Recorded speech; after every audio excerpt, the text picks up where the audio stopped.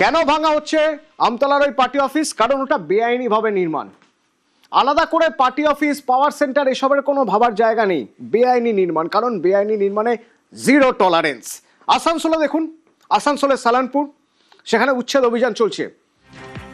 সেখানে ডিভিসির আবাসন দখলের অভিযোগ। এমন নয় যে দুম করে সেখানে উচ্ছেদ হচ্ছে। আবাসন খালি করার নোটিশ আগেই দেওয়া হয়েছিল, কিন্তু নোটিশের পরেও আবাসন খালি না করায় এবার আবাসন ভেঙে পার্ক তৈরির তোড়জোড় করছে ডিভিসি।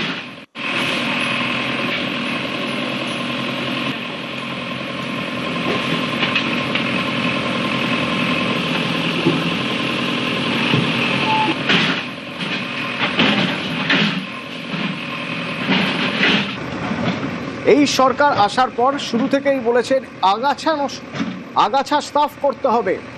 ব্যাঙের ছাতার মতো বেআইনি নির্মাণ মেনে নেওয়া যাবে না। ঠিক তার পরপরেই কিছু ঘটনা ঘটলো, যে ঘটনাগুলো চোখে আঙুল দিয়ে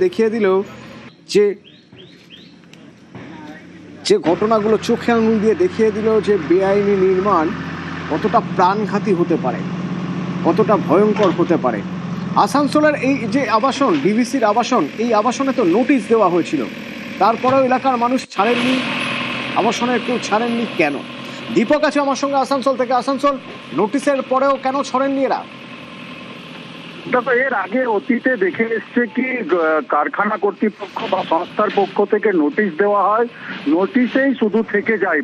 সেইখান থেকে আবাসিকদেরকে কোনোভাবেই বেআইনি ভাবে যারা দীর্ঘদিন ধরে দখল করে রেখেছিল উচ্ছেদ হয় না। কিন্তু সরকার বদলের পর অ্যাকশন মোডে একেবারে বর্তমান সরকার। ডিবিসির পক্ষ থেকে আগেই নোটিশ দেওয়া হয়েছিল কি আবাসনগুলো খালি করে দেওয়া করে দিতে, কিন্তু আবাসিকরা না খালি করার ফলে কিন্তু আজ দেখা যাচ্ছে বুলডোজার নিয়ে গিয়ে সেই আবাসন থেকে আবাসিকদেরকে বার করে যে আবাসনগুলো ডিবিসির পরিত্যক্ত বলে আগেই জানিয়েছিল সেই আবাসনগুলো একেবারে ভেঙে দেওয়া হচ্ছে। এবং সেই আবাসন ভেঙে পড়ে ওই জমিতে শিশুদের জন্য পার্ক তৈরি করে দেওয়া হবে। কেন পার্ক তৈরি করে দেওয়া হবে?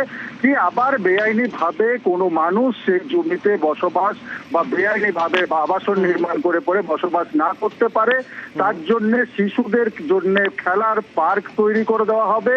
এবং শুধু নোটিশ দিয়ে পরে এক দুটি আবাসন এই নোটিশ দেওয়া হয়নি, শতাধিক আবাসন ডিডিসি দামোদর ভ্যালি কর্পোরেশনের সব আবাসনগুলিতে নোটিশ দেওয়া হয়েছে।